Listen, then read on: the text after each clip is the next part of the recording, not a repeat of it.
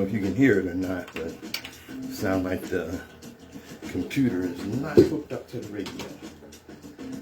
All right, to the board. Those of us that indulge in or commit intellectual violence don't do so for the pleasure of mental masturbation or ego digging. We do so because the chains of oppression on people's minds are deep and difficult to remove. All right, all right.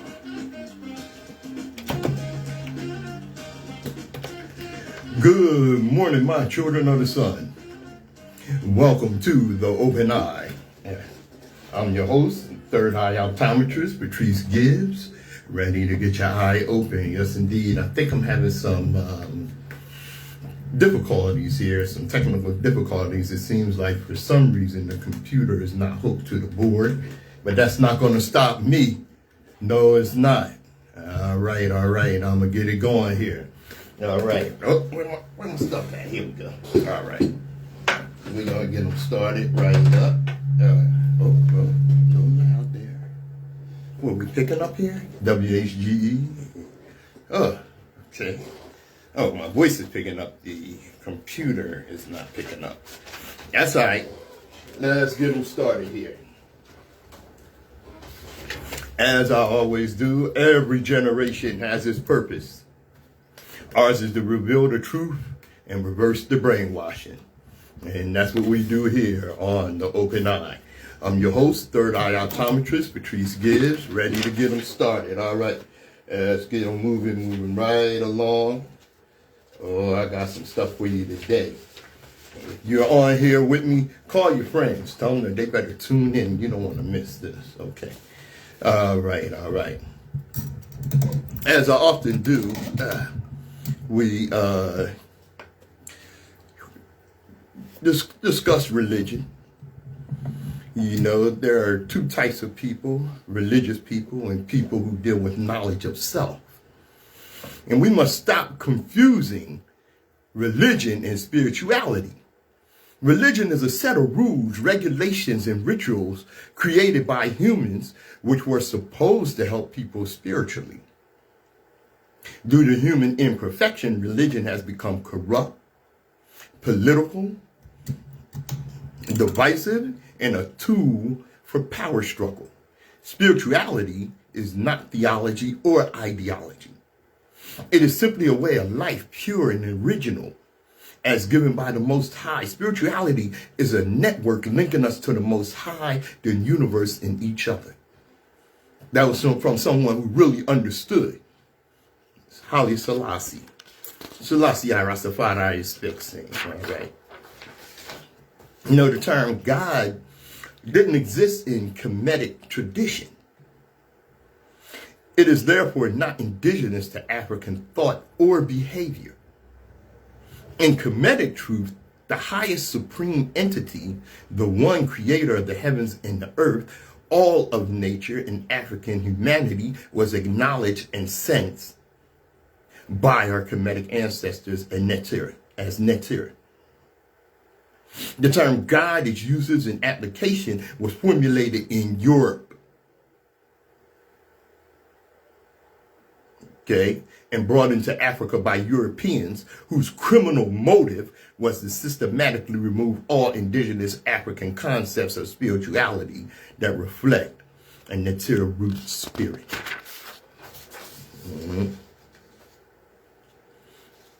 This is a quote from the great Dr. Runoko Rashidi. He said he had just got a letter from a journalist in Brazil asking me my opinion about the continued public perception that ancient Egypt was not African. It is mind-blowing to me he got this in 2016. In 2016, with all the information that has been revealed, that so many people still don't believe that the Nile Valley civilization was African. I told the journalist, the Brazilian journalist, that at the end of the day, it really only matters what black people, what Africans think of themselves. That is really what matters. I won't invest a moment of my time trying to convince white people that ancient Egyptians were black. That is beneath my dignity. My focus is on what African people think about themselves. My overwhelming focus is to show to our people the greatness of who we are. That is all that I have time for. That's Renoka Rashid. All right. You know, it's something as we deal with systemic racism and what have you. You know, there are those amongst us. And I'm talking about primarily the mayonnaise mafia that want us to shut up about it. Notice that there is more pressure on black people to stop talking about race than there is for racists to stop being racist. The system doesn't want racism to end. It just wants you to shut up about it. I'll be damned. You talk about something I'm not going to do. I want to thank Sister Tracy for this right here. We are the only people on the planet who are strongly encouraged to forget our history.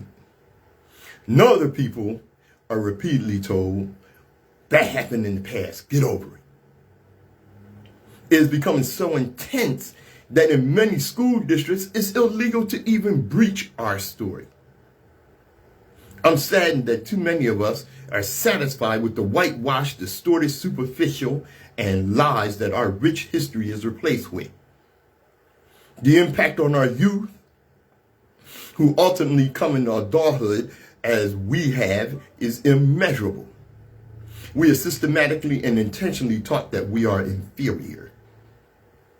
We are taught that every science, discovery, invention, heroic act, humanitarian stories worth telling are of white men. It does not take a sociologist or psychologist to understand the profound impact of learning that no one like you contributed to humanity. Or if they did, their stories, all of them, can be compressed within 1 month in the year. Wake up, mighty Africa. Wake up, mighty Africans. Wake up.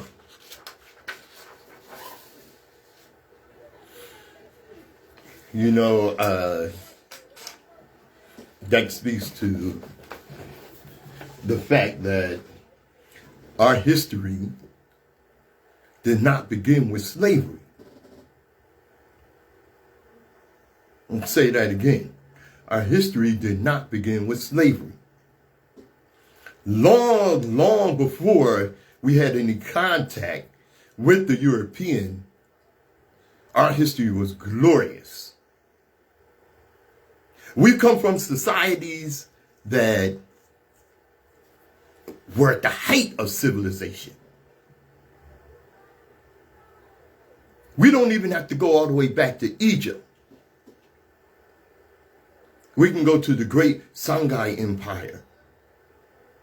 We can go to the great Kuba Empire. The Empire of Mali and Ghana, where they had cities that dwarfed London and Paris and Berlin. Okay? We can go to Benin, where when the Europeans saw the great city of Benin and the great wall around Benin, they were overwhelmed with jealousy. That's a fact. So much so that these thugs from Europe got themselves together and murdered, pillaged, and terrorized on our homeland.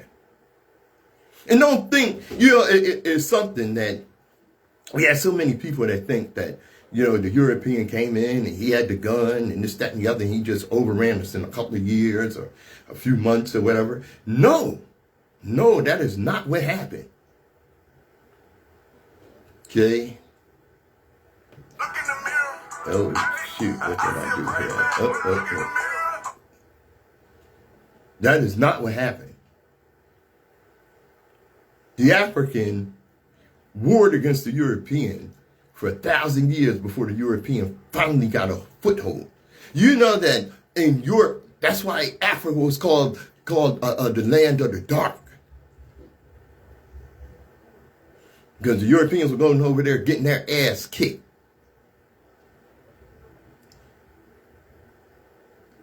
In Europe, before the slave trade, when the European was trying to colonize in Africa, it was known to Europeans as Africa, the land of death. Because that's where you went to die when you went up against these Africans. Yeah. What happened was our people finally got tired. Like I said, our history did not begin with slavery, but they want us to forget. They want us to forget what they did to us during chattel slavery. They tried to whitewash and downplay and make light of what our people suffered here on the North American continent and throughout the diaspora, but especially specifically here on the North American continent.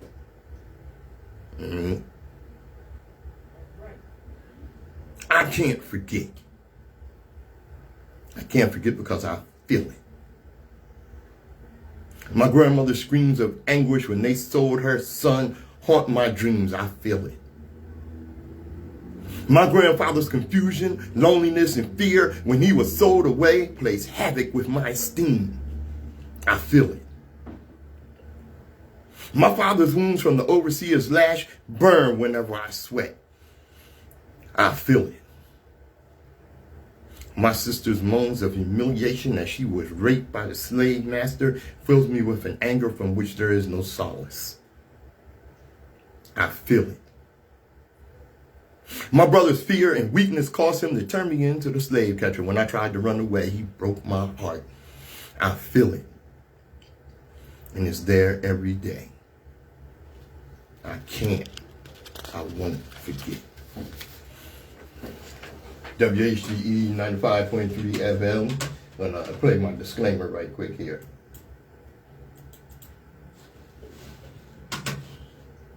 The views and opinions expressed on Open Eye are those of the hosts, guests, and contributors, and do not reflect the policy or position of WHGE 95.3 FM, nor our sponsor, the Delaware Center for Homeless Vets. Any content provided by Open Eye's hosts, guests, or contributors are theirs and are not intended to malign any religion, ethnic group, company, or individual. All right. WHGE 95.3 FM, the Open Eye. All right, let's keep it moving here. Okay. All right, let's go here. All right. You know, it's something that, having been enslaved for 250 years, black people were not left to their own devices. Okay.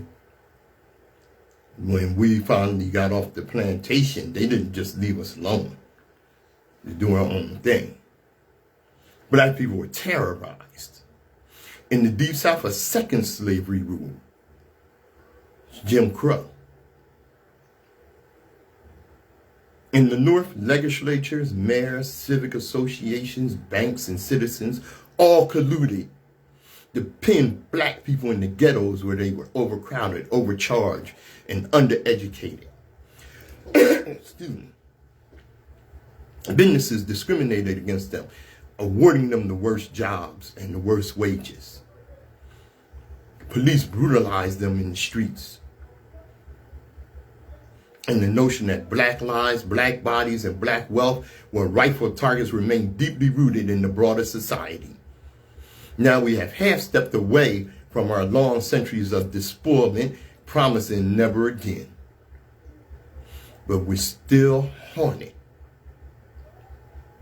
It is as though we have run up a credit card bill and having pledged to charge no more, remain befuddled that the balance does not disappear.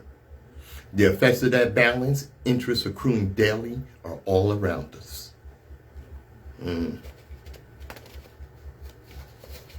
That's a fact.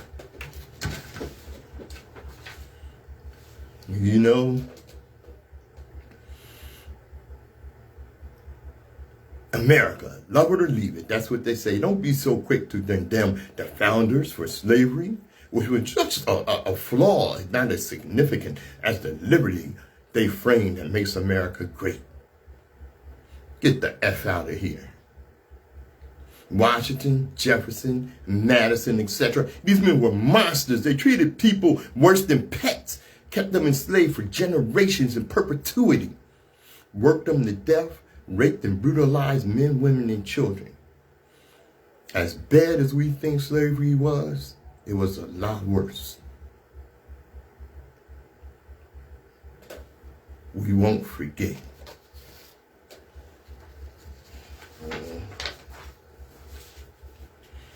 You know, it's something, I see it every summer. Some of our people who don't want to be stereotyped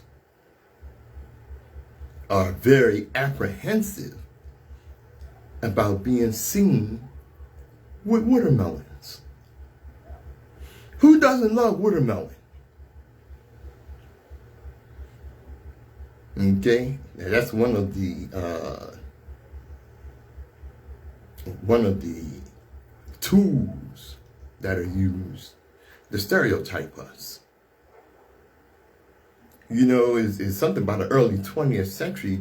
The watermelon stereotype was everywhere. Potholders, paperweights, sheet music, salt and pepper shakers. A popular postcard portrayed an elderly black man carrying a watermelon in each arm, only to happen upon a stray chicken. The man laments, "This is the worst predicament of my life." As a black man, the postcard implied he had few responsibilities and little interest in anything beyond his own stomach. Edwin S. Porter, famous for directing the Great Train Robbery in 1903, co-directed The Watermelon Patch 2 years later, which featured darkies sneaking into a watermelon patch, men dressed as skeletons chasing away the watermelon thieves, a la the Ku Klux Klan, who dressed as ghosts to frighten black people, a watermelon eating contest, and a band of white vigilantes ultimately smoking the watermelon thieves out of a cabin. The long history of white violence maintained the racial order was played for laughs. It may seem silly to attribute so much meaning to a fruit, and the truth is that there is nothing inherently racist about watermelons. But cultural symbols have the power to shape how we see our world and the people in it, such as when the police officer Darren Wilson saw Michael Brown as a superhuman demon. These symbols have roots in real historical struggles, specifically in the case of watermelon. White people's fear of emancipated black bodies. Whites use the stereotype to denigrate black people, to take something they were using to further their own freedom and make it an object of ridicule. It ultimately doesn't matter if someone means to offend when they tap into the racist watermelon stereotype, because the stereotype has a life of its own. See, what a lot of us don't know, okay, when I said the part here about to take something that we were using to further our own freedom. And that was the business of growing and selling watermelons. That was a very profitable business during slavery and after slavery for black people. So in order to bring that down, what white racists did was they made watermelon a symbol of our oppression, because we have profited from it so greatly.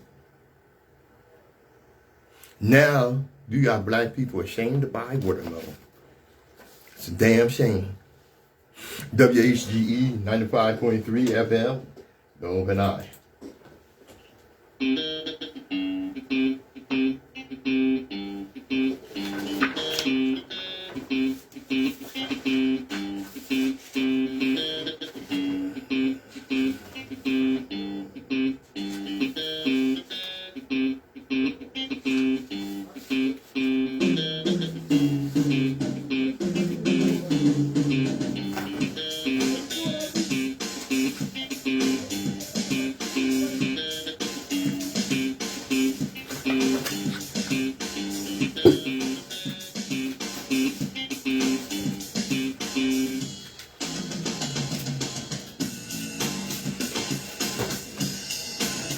All right.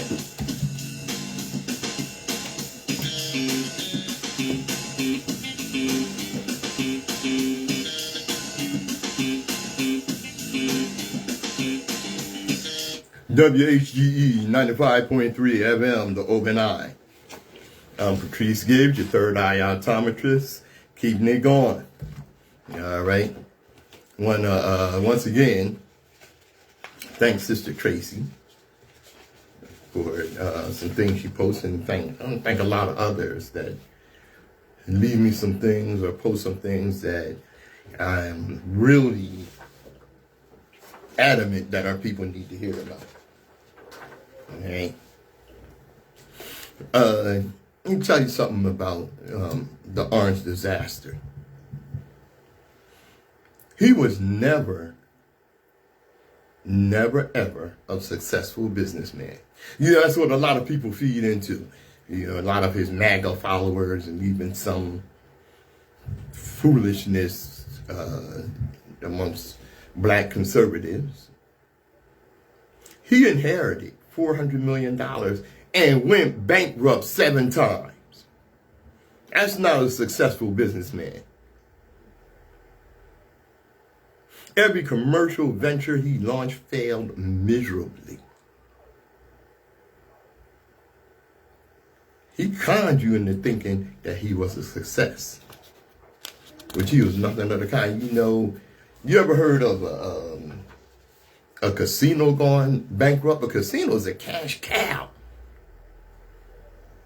Damn, if Trump's casino didn't go bankrupt. It's clear, I don't know what's going on there. It's clear that the orange disaster's followers, okay, all right. All right, let's see if we can get back there.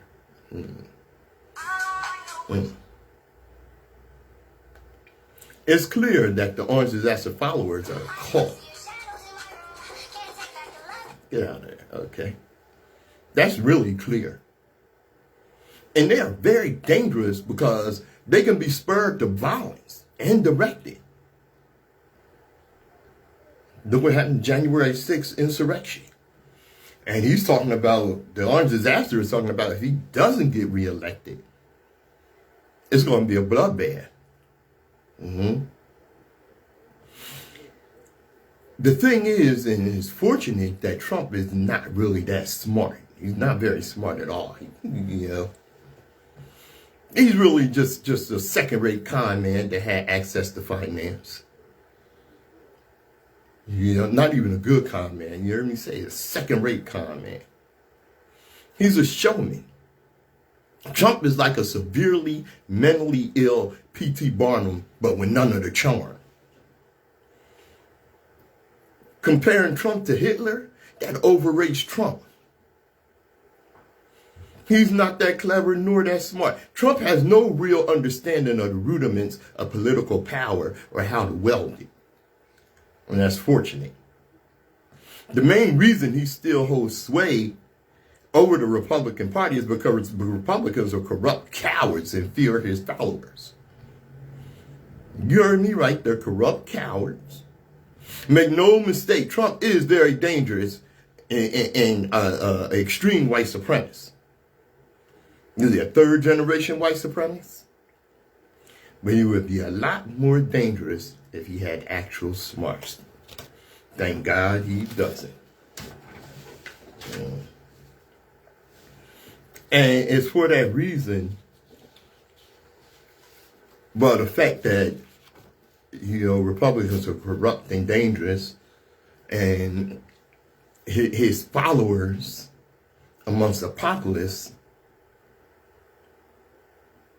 I don't even know what to say beyond, they're mentally ill, they're desperate and sick. Tell you something they're not ready to hear. I got this from the European continent. Right? What Americans are not ready to hear. Americans are extremely close to not being the democracy anymore. Not that they actually really were, but you should be paying careful attention. Look, your gun laws are barbaric. America sees mass unaliving after mass unaliving, yet changes nothing. Europeans and Africans and Asians and what have you, they think it's baffling to see the resistance to common sense regulations that could save countless lives. You'd be thinner if your cities were designed to be walkable. Your real enemy are the food companies that lobby the government to allow preservatives and artificial sweeteners instead of real ingredients in your meals. Okay? That's your real enemy, not some secret communist. It's amazing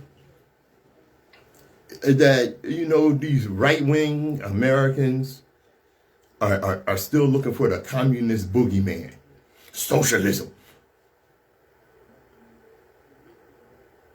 They're still hear the voice of what's that fool's name? McCarthy. Pledging allegiance to your flag every morning is really strange. They had that in Europe 80 years ago, and it didn't work out well for everybody. Yeah. America's against socialism. Let me tell you something. America is only capitalist for poor people. Rich people live in a socialist state where they constantly get bailouts, subsidies, debt forgiveness. America is no longer a role model for the rest of the world. That's just not. And has it ever really been?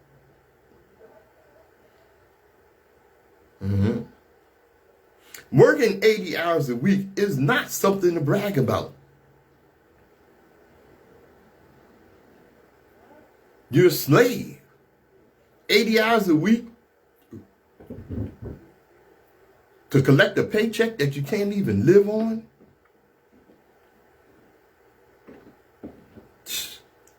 Profit-based healthcare is wrong on so many levels. College should not drain your entire savings account.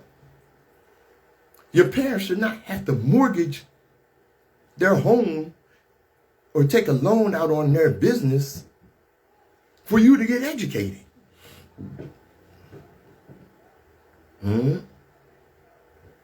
How many of you have been overseas?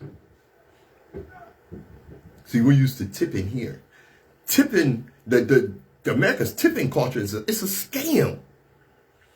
Tipping should not be a burden obligation of customers. All right? And I know how, you Americans like to go back and claim your European culture. But the Irish, the Italian, and the Dutch don't want a damn thing to do with most of you. And, you have an American birth certificate and a passport. You may think of Americans as the hero, but the amount of lives you have damaged in the Middle East and Africa outweighs any military aid you provide to Western countries.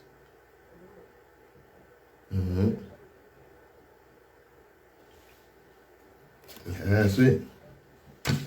The Americans are not ready to hear that. Some of our people are not ready to hear that. WHGE 95.3 FM, the Open Eye.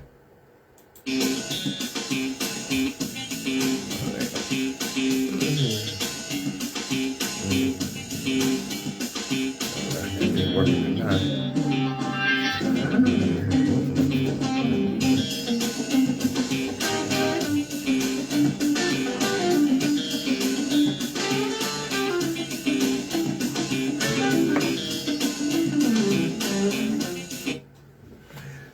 WHGE 95.3 FM. I'm Patrice Gibbs right here on the Open Eye.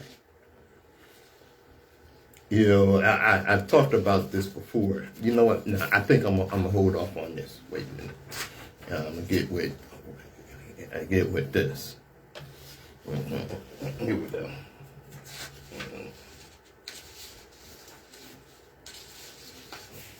The corruption of police culture has not changed since the slave patrol. You know, the slave patrol's job was to capture escaped slaves.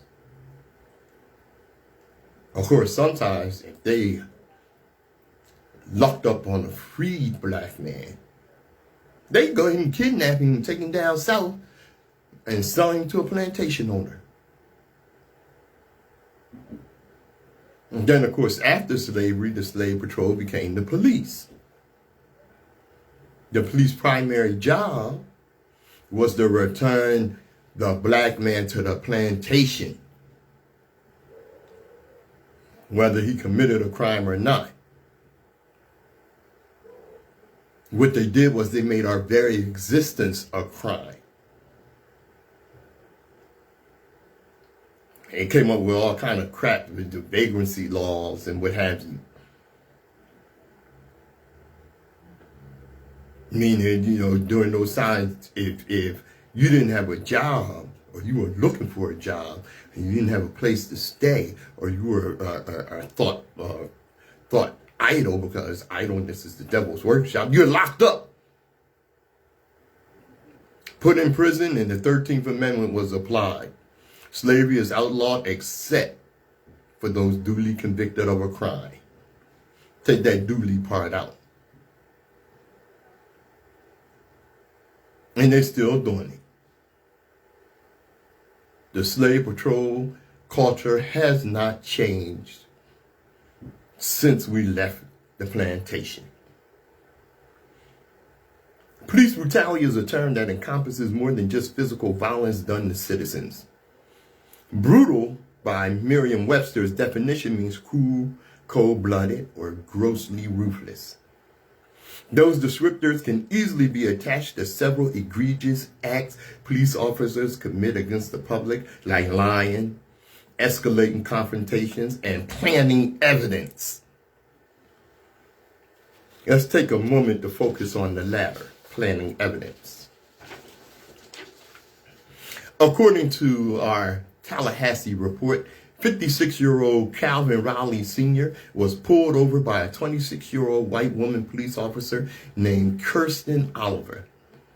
For our purposes, we shall hence refer to her only as Florida woman. Calvin Rowley Sr. was falsely accused of being under the influence of marijuana and alcohol. Not only did Florida woman make the false accusation, but she also manufactured evidence in an attempt to make a case on the spot. After handcuffing Rowley and putting him in the back of her patrol vehicle, Florida woman tells Rowley that he smells of marijuana and asks if he smoked. Offended, Rowley replied, "You lie." Upon searching his vehicle, no marijuana was found. However, Florida woman did find a sealed bottle of alcohol. Sealed is the imperative word here. You can't charge someone with DUI just because they have sealed bottles of alcohol in their car. So what did Florida woman do? She unsealed the bottle, poured it out on the ground, and tossed it back in Raleigh's car. And not only was this little piggy planting evidence, but she was stupid enough to do it while being recorded on her goddamn body camera. In the video, you clearly see that these officers devised a plan to arrest Raleigh by any means necessary.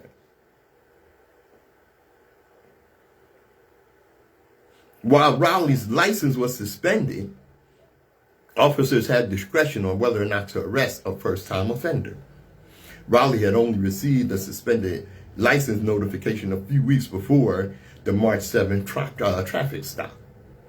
During the pre-trial, Florida woman with her crooked racist ass was grilled about why she opened the bottle and poured it out. She cited an alleged TPD policy, that's Tampa Police Department policy, that prohibits taking liquids as evidence. She made that up. Lying hussy. She made that up. That was cat, according to the two reports. She's been deposed twice in the case. In her second deposition, public defenders handed her a copy of the Tampa Police Department policy number 42. However, she was unable to locate any section that prohibited impounding liquids. Oliver stated, I don't remember, at least 16 times during her second deposition. She went senile. Mr. Watt Raleigh's jury trial for DUI begins April 5th. Hopefully, he's exonerated of all charges and sues the pants off of the Tallahassee Police Department. Excuse me, I've been saying Tampa. It's the Tallahassee Police Department, the city of Tallahassee, and this wretched Florida woman who tried to destroy his life.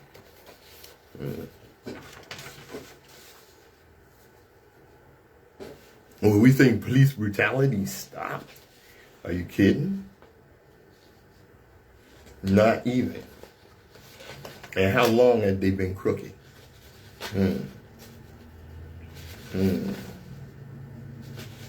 You know, today is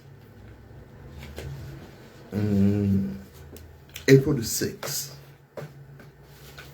On April the 6th, 1968, 2 days after Dr. King was murdered, treasurer for the Black Panther Party, Bobby Hutton, was shot and killed during a shootout with the Oakland police. It was, like I said, it was 2 days after Dr. King was murdered. Robert James Hutton, also known as Bobby or Little Bobby, was the first recruit and first treasurer of the Black Panther Party at just 16 years old. He was also the first member of the party killed by the police. Hutton was born in Jefferson County, Arkansas, to John D. Hutton and Dolly Mae Michener Hutton. He was the youngest of 3 children. In 1953, when Hutton was 3 years old, his family moved to Oakland, California after being harassed by racist vigilante groups associated with the Ku Klux Klan in Arkansas. In 1966, Hutton met Black Panther Party founders Huey P. Newton and Bobby Seale at the North Oakland Anti-Poverty Center and became the first recruit and youngest member. A lot of us don't know about Hutton or even talk about him.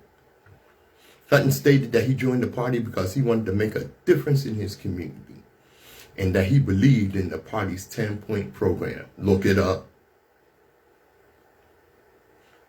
On May 2nd, 1967, Hutton participated in a demonstration organized by the Black Panther Party at the California State Capitol Building in Sacramento to protest the Mulford Act, which would prohibit the carrying of firearms in any public place. Hutton was arrested with several other Black Panther Party members for carrying weapons into the state capitol. Hutton was again arrested on May 22nd, 1967 for violating an 1887 law prohibiting the carry of firearms adjacent to a jail. On April 6, 1968, 2 days after the assassination of Dr. Martin Luther King Jr., and with riots raging across cities in the United States, Hutton was traveling with Eldridge Cleaver and other Black Panther Party members in a car. The group confronted Oakland police officers, and during the confrontation, 2 police officers were shot. Hutton and Cleaver fled into an apartment building where they engaged in a 90-minute gun battle with the Oakland Police Department. Ultimately, Cleaver was wounded, and Hutton voluntarily surrendered. According to Cleaver, although Hutton had stripped down to his underwear and had his hands raised in the air to prove he was unarmed, Oakland police shot Hutton more than 12 times, leading to his death. Of course, the police had a different story. Their reports claimed that Hutton was attempting to run away and was wearing a trench coat and his hands were not visible. Cleaver later stated that one police officer that witnessed the shootout claimed that the police did to Hutton was first-degree murder, and that's what it was.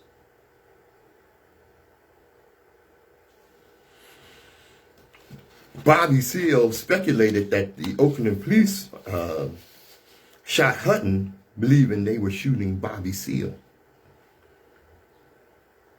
In the immediate aftermath of the shooting, Cleaver failed to acknowledge that the group of Black Panther Party members were actively looking to ambush the Oakland police in response to assassination of Dr. King, and instead claimed the police attacked them in their car. Okay, now we got to go back over that part. He failed to acknowledge that the group were actively looking to ambush the police in response to assassination of King. Why would he acknowledge a lie? That was the excuse they used to murder. Every year since Hutton's death, friends and families have held a memorial service at the Fremery Park, which was later named Bobby Hutton Park by the city of Oakland in 1998. Around the same time, the Commemoration Committee for the Black Panther Party organized the Little Bobby Hutton Literacy Program. Yeah. And I said, the Slave Patrol has been doing this job. You know,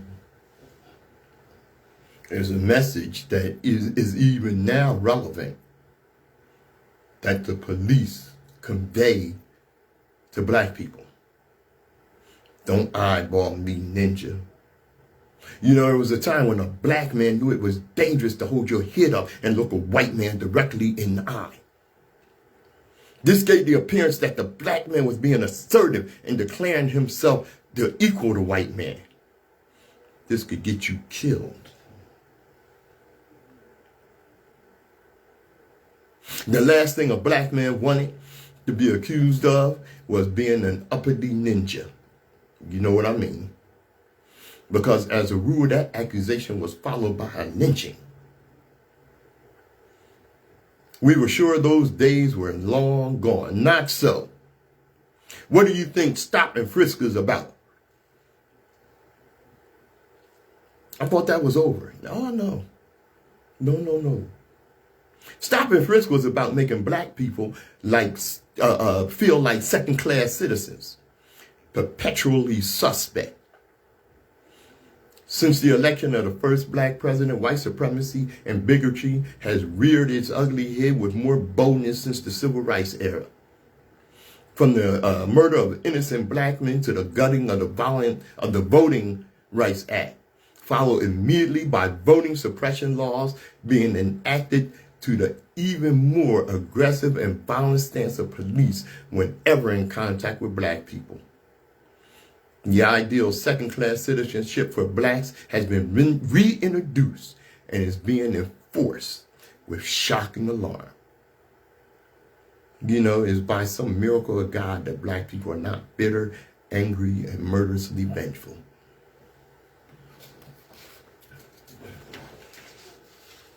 Eric Adams. Have you heard of him? I got something for you, Mr. Adams, who has basically, literally,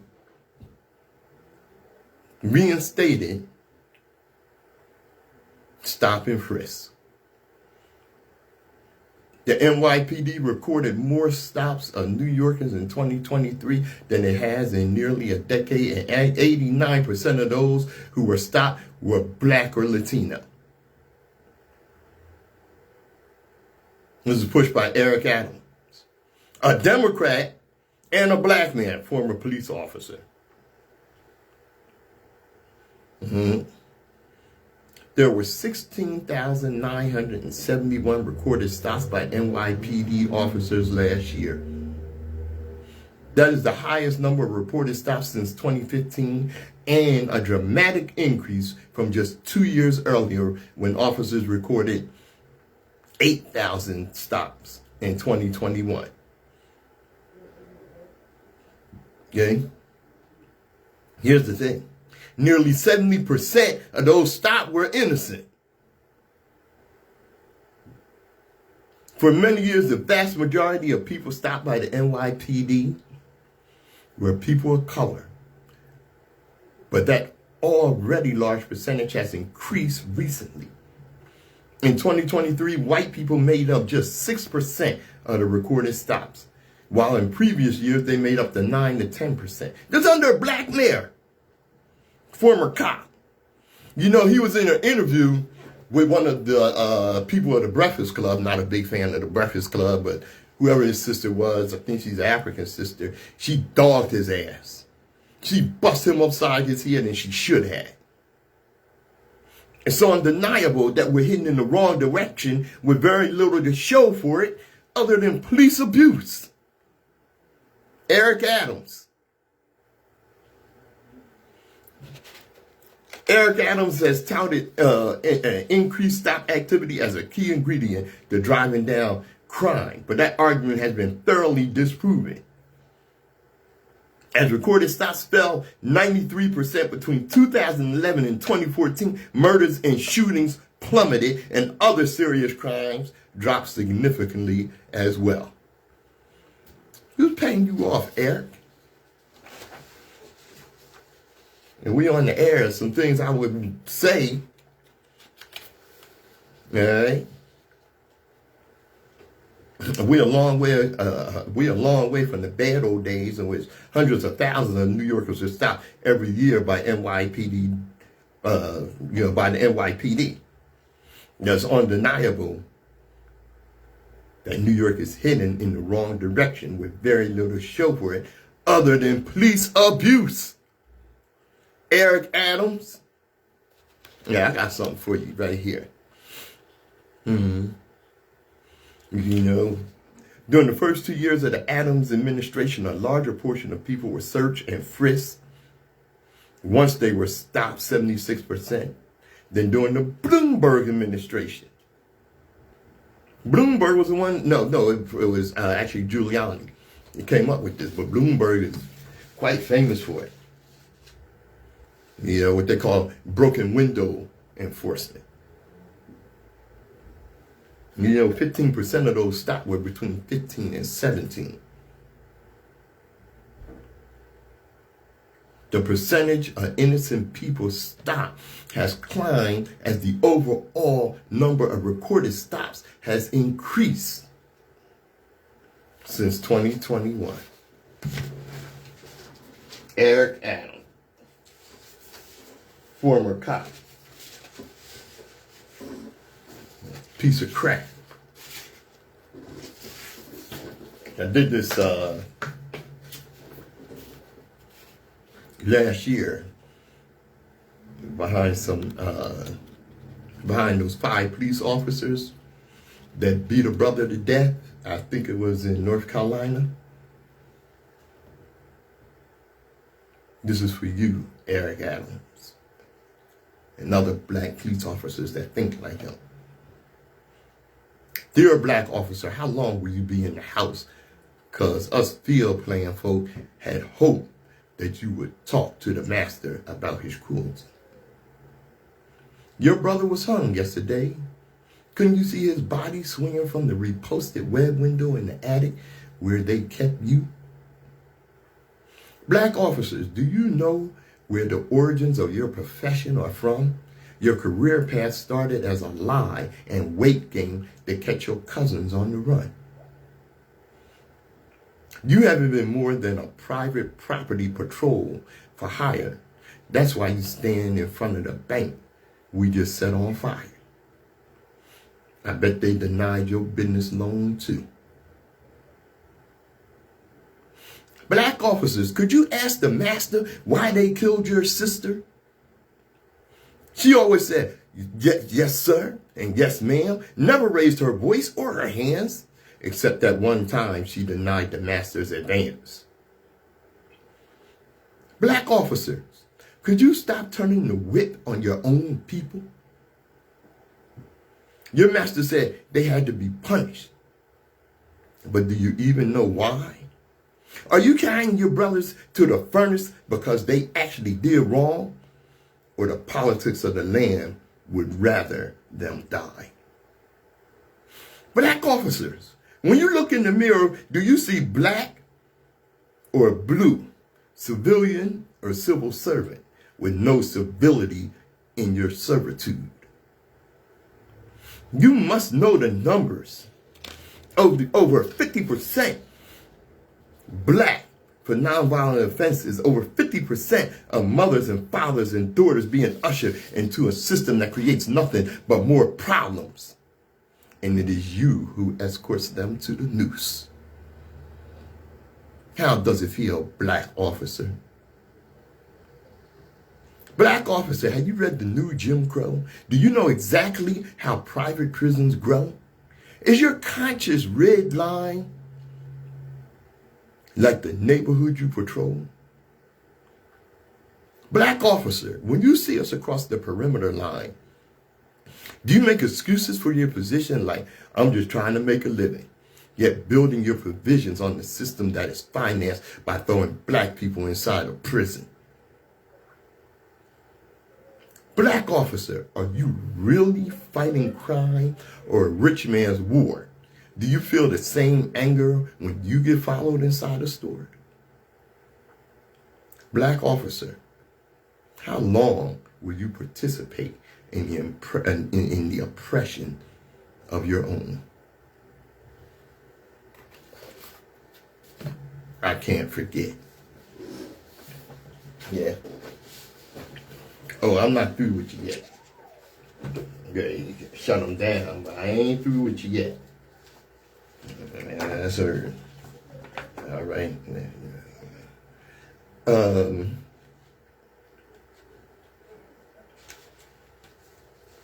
day is April the 6th. On April the 4th, 1968, I was just 7 years old. But I still remember that day. I was looking at TV, and my mom was either washing dishes or fixing dinner or something. But I knew she was in the kitchen. We were the only two home. And the news came on. And I hollered out to Mom, Mom, they shot Dr. King. I remember hearing her drop the dishes and come running. Yeah. April 4th, 1968, 56 years ago.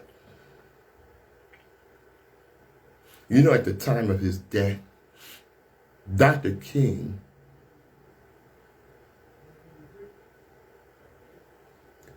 how can I express this to you? It's so painful sometimes. But at the time of Dr. King's death, the vast majority of black churches considered him a troublemaker. He was not welcome in many black churches. Now they pay mealy-mouthed pious irrelevancies to his legacy a couple of times a year. But they do not speak truth to power as Dr. King did. Most well-known black ministers are more concerned with prosperity preaching instead of liberation theology, which is not profitable. 56 years after his death, Dr. King remains a prophet without honor in the very institution that nurtured him, the black church. WHGE 95.3 FM, Dope and I'm your host, third eye optometrist, Patrice Gibbs. And as we always tell you, as we always close out, destiny determines who enters your life, but you decide who stays. Therefore, value those who value you, and don't treat those as a priority who treat you as an option. I'm Patrice Gibbs. This has been The Open Eye.